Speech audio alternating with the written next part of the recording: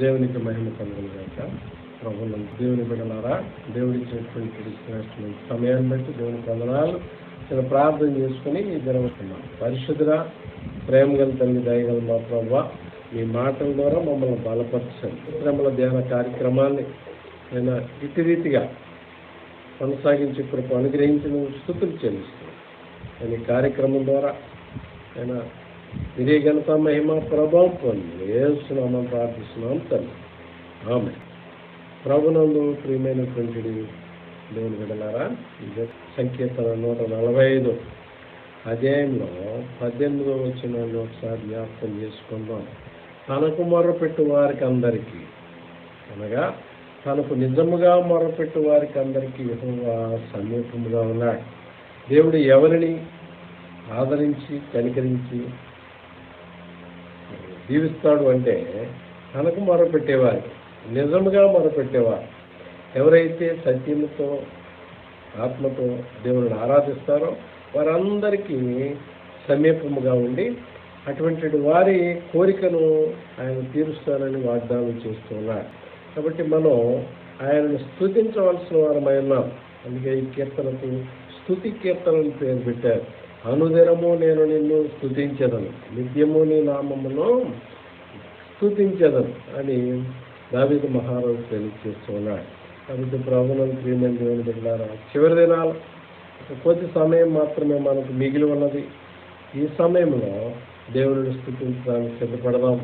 అతి పరిశుద్ధాత్మ నడిపింపు దేవుడు మనకి దయచేయనుగా. ఆమేన్. ఇది నా ధ్యానవాక్యముగా పరిశుద్ధులైన మార్కు రాసిన సువార్త 15వ అధ్యాయం మొదటి 11 వచనాలు. ఈ మొదటి 11 వచనాల్లో ఉండేటువంటి వాక్య సారాంశం ఏంటి అంటే, పిలాతు ఎదుట యేసు ప్రభువారు మరి ఆయనను బంధించిన తర్వాత పిలాతు ఎదుట ఆయనను తీర్పు కొరకు ఆయనకు శిక్ష విధించడానికి హాజరుపరిచినట్లుగా మనం వాక్య భాగం ద్వారా చూస్తూ ఉన్నాం. మరి ఆ ముందు రాత్రి ఆయనను మరి బంధించిన వెంటనే యూదా నాయకులందరూ కూడా యేసు దేవదూషణ చేశాడనే నేరాన్ని ఆయన మీద మోపి ఆయనకు మరణశిక్ష విధించడానికి పిలాతు దగ్గరికి తీసుకుని వెళ్ళారు. పిలాతు ముందు యేసు ప్రభువు నిలువబెట్టారు. మరణశిక్ష విధించమని ఆయనను కోరడానికి రోమా గవర్నర్ అయినటువంటి పిలాతు దగ్గరికి ఆయనను తీసుకుని వెళ్ళినట్లుగా చూస్తూ ఉన్నాం. వాళ్ళు చేసేటువంటి నేరారోపణ ఏమిటంటే, మరి ఆయన దేవదూషణ చేశాడు, దేవుని కుమారుడు అని చెప్పాడు కాబట్టి ఆయనను మరణశిక్ష విధించి చంపాలనేటువంటి దుర్బుద్ధితో వారు ఆయన ముందు నిలబెట్టినట్లుగా చూస్తూ ఉన్నాం. అయితే పిలాతుకి, రోమా గవర్నర్కి మత సంబంధమైనటువంటి విషయాల్లో తీర్పు ఇచ్చేటువంటి అధికారం లేదు. కాబట్టి అక్కడికి వెళ్ళిన తర్వాత మరి ఒక రీతిగా ఆయనపై నేరాన్ని మోపడానికి వారు ప్రయత్నం చేస్తూ ఉన్నారు. ఆయన పిలాతు ఎదురుగా వారు చెప్పిన నేరం ఏమిటంటే, యేసు తాను యూదుల రాజునని చెప్పినట్లుగా, యూదుల రాజును అది ఆయన ప్రకటించుకున్నట్లుగా, మరి యేసు ప్రభు వారు ప్రకటించుకున్నట్లుగా వారు పిలాతు ఎదుర మరి వారు సాక్ష్యం చెప్పినట్లుగా చూస్తూ ఉన్నారు. కానీ యేసు రాజుగా ప్రకటించుకున్నది ఆయన పరలోక సంబంధమైన రాజ్యానికి రాజుగా ప్రకటించుకున్నారు. అయితే వీరైతే ఒక స్వతంత్ర రాజ్యాన్ని స్థాపించి దానికే తాను రాజుగా పరిపాలన చేస్తానని ప్రకటించి రాజ్యద్రోహ నేరం చేస్తున్నారని ఒక అభియోగాన్ని ఆయన పైన మరి మోపడానికి ప్రయత్నం చేస్తున్నారు. అదేవిధంగా అదే సమయంలో కైసర్ అయినటువంటి రోమా చక్రవర్తికి పన్ను చెల్లించవద్దు అని మరి యొక్క నేరాన్ని ఆయన పైన మోపడానికి ప్రయత్నం చేస్తున్నారు. దీనికి సంబంధించిన వాక్యం లూకాసు వార్త 23వ అధ్యాయం 1-2 వచనాల్లో రాయబడి ఉంది. ఎప్పుడైతే వీరు పిలాతు ఎదుర యూదుల రాజులను ప్రకటించుకున్నాడని చెప్పారో, పిలాతు ఆయనను ప్రశ్నిస్తూ ఉన్నారు, నువ్వు యూదుల రాజువా అని ప్రశ్నించినప్పుడు యేసు ప్రభు వారు కూడా నీవన్నట్లే నేను యూదుల రాజునే, అయితే ఈలోక సంబంధమైనది కాదు నా రాజ్యం, పరలోక సంబంధమైనది. హృదయమైన రాజ్యానికి నేను రాజుని, కానీ ఈలోక సంబంధమైన రాజ్యం కాదు అని ఆయన ఆలోచించి చెప్పినట్లుగా మనం చూస్తున్నాం. యేసు పిలాతు ఆలోచించే రాజు కాదు. యేసు ప్రభు వారు ఏ విధంగా మాట్లాడారో దానిని ఆలోచించి ఆయన రాజ్యం ఈ లోక సంబంధమైనది కాదు అని చెప్పి పిలాతు కూడా మరి నిర్ణయించినట్లుగా చూస్తుంది. యోహాను సువార్త 18:36 వాక్య భాగాలు చూడవచ్చు. అనేక నేరాలను ఆయన పైన మోపిన ఏ ఒక్క నేరము కూడా వారు రుజువు చేయలేకపోయారు. ఏ ఒక్క నేరము రుజువు చేయలేకపోవడమే కాకుండా ఎన్ని నేరాలు మోపిన యేసు ప్రభు వారు వారి యొక్క నేరాల మీద ఒక్క మాట కూడా మాట్లాడలేదు. మార్క్స్ వార్త 14:61 చూస్తే యేసు ఏ విషయంలోనూ మాట్లాడకపోవడం వలన పిలాతు అడుగుతున్నాడు, ఇన్ని నేరాలు మోపుతూ ఉన్నారు కదా నీ మీద, నువ్వెందుకు మాట్లాడవు, నీ పక్షంగా నీవు మాట్లాడట్లేదు అని చెప్పి అడుగుతూ ఈయన గలిలయుడు అనేటువంటిది ఒక విషయాన్ని పైకి తీసుకొని వచ్చినప్పుడు పిలాతు యేసును హేరోదు దగ్గరికి పంపించారు. అంతకుముందు పిలాతు హేరోదు వద్ద శత్రువులు అటువంటి పిలాతు యేసు ప్రభువుకు శిక్షను విధించడానికి హేరోదు దగ్గరికి పంపించినప్పుడు హేరోదు కూడా ఆయనను ప్రశ్నించి ఆయనలో ఏ నేరము కనుగొనలేకపోయిందని తిరిగి పిలాతు వద్దకు యేసు ప్రభువును పంపించినట్లుగా మనం చూస్తున్నాం. లూకాసు వార్త 23:4-16 ఉన్నటువంటి వాక్య భాగంలో దీనిని మనం చూడగలం. అయితే ఈయన పిలాతు దగ్గర నుండి హేరోదు దగ్గర నుండి మరలా పిలాతు దగ్గరకు 3 పర్యాయాలు మరి తీర్పు కొరకు వారి ముందు నిలబడినట్లుగా చూస్తున్నాం. లోకరక్షకుడైనటువంటి యేసయ్య మరి ఈ లోక సంబంధమైనటువంటి రాజుల ముందు, రాజులకు రాజు అయినటువంటి ప్రభువులకు ప్రభు అయినటువంటి యేసయ్య ఈ లోక సంబంధమైన పరిపాలకుల ముందు నిలబడవలసినటువంటి పరిస్థితి ఏర్పడింది. ఈ దినాల్లో మనం ఏ విధంగా ఉన్నాం? మనం యేసుకు లోబడుతున్నామా లేదా? యేసు ప్రభు వాక్యాన్ని అంగీకరించి ఆయనను స్తుతించే వారంగా ఉన్నామో లేదో మనం పరిశీలించుకోవాలి. మన కొరకు యేసయ్య అనేకమైనటువంటి అద్భుత కార్యాలు చేసి మన కొరకు ఆయన తన ప్రాణాన్ని అర్పించారు. నీ కొరకు నా కొరకు ఆయన ప్రాణాన్ని అర్పించి మన రక్షణ నిమిత్తం ఆయన శ్రమలను భరించినట్లుగా చూస్తూ ఉన్నాం.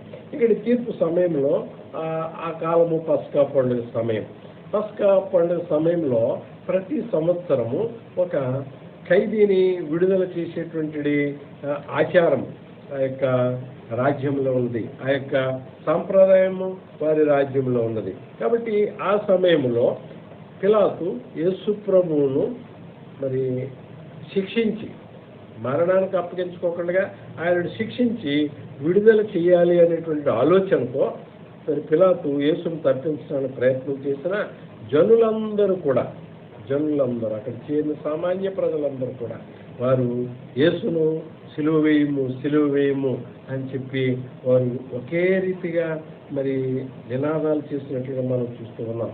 యేసులో ఏ దోషము లేదు కాబట్టి ఆయనను విడుదల చేయవచ్చని పిలాతు ప్రయత్నం చేస్తూ ఉన్నాడు. ఆయనను మరణం నుండి తప్పించాలని పిలాతు ఆలోచన కలిగి ఉన్నట్లుగా మనం పరిశుద్ధ గ్రంథంలో చూడగలం. ఈ దినాల్లో మనం కూడా అనేకమైనటువంటి పాపదోషాల చేత మనం మరి దేవునికి దూరం అయిపోయినప్పుడు ఆయన గొప్ప సంకల్పంతో ఆయన ప్రాణాన్ని మన కొరకు అర్పించారు. ఇక్కడ యూదా నాయకులు అసూయతో యేసును చంపాలని ప్రయత్నిస్తున్నారని పిలాతు గ్రహించి మరి ఆయనను విడుదల చేసే ప్రయత్నం చేశాడు.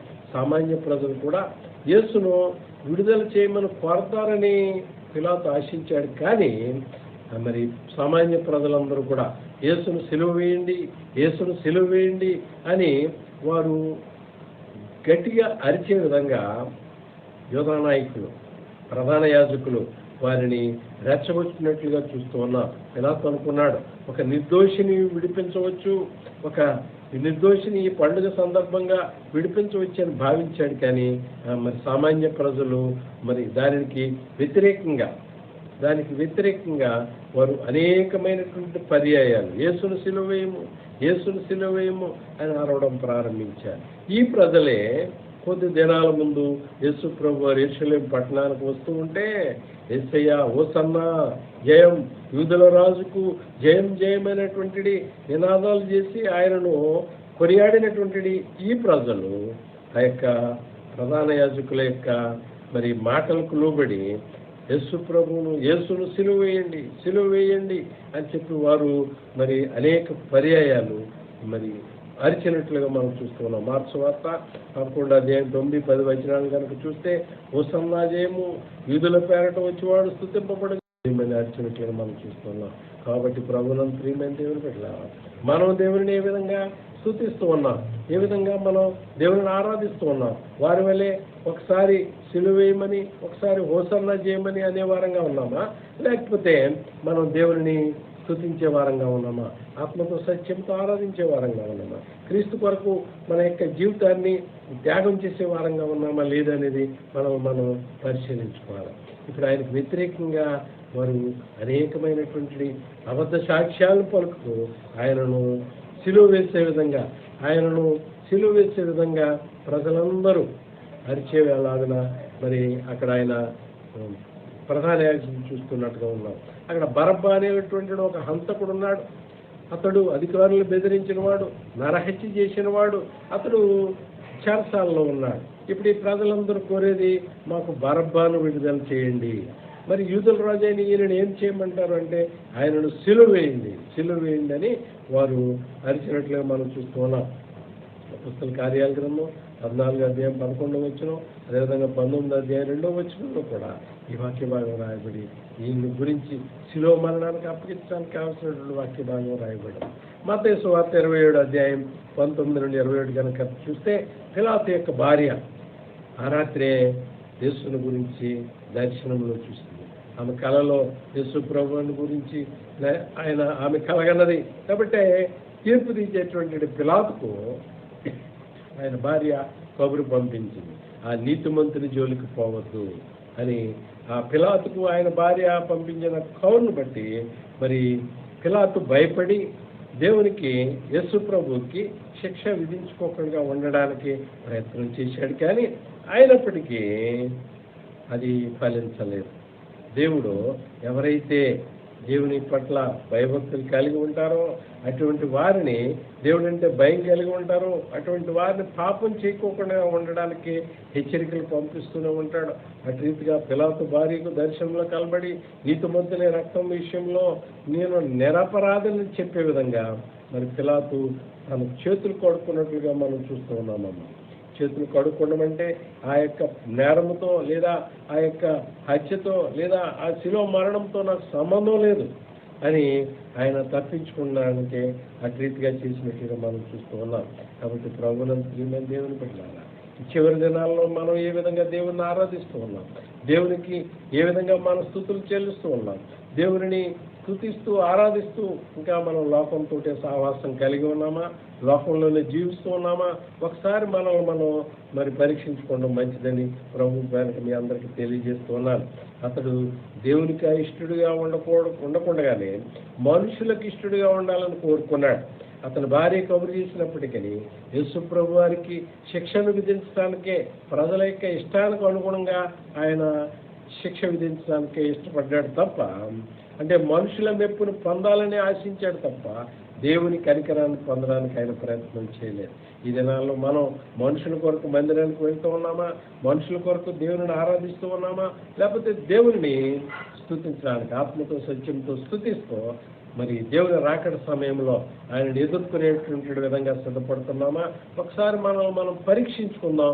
అట్టి పరీక్ష కొరకే ఈ శిలువ శ్రమల ధ్యాన కార్యక్రమాన్ని దేవుడి సంవత్సరం మన కొరకు సిద్ధపరిచాడు. భయంకరమైన దినాలు, మరి ఈ దినాల్లో దేవుని ఆరాధించేటువంటి అవకాశం కూడా కోల్పోయాం, దేవుని స్తుతించే అవకాశాన్ని కోల్పోయాం. దేవుడు త్వరగా వస్తున్నాడు, సిద్ధపడదాం. అట్టి పరిశుద్ధాత్మ నడిపించి దేవుడు మనకి అందరికీ దయచేయండి. ఆమేన్. ప్రార్థన చేసుకున్నాం. పరిశుద్ధ ప్రేమ గలనైనా దయగలమండి, ఈ దినంలోనైనా పిలాతును ఎదుట యేసు ప్రభువాన్ని నిలవబెట్టినట్లుగా చూస్తూ ఉన్నాను.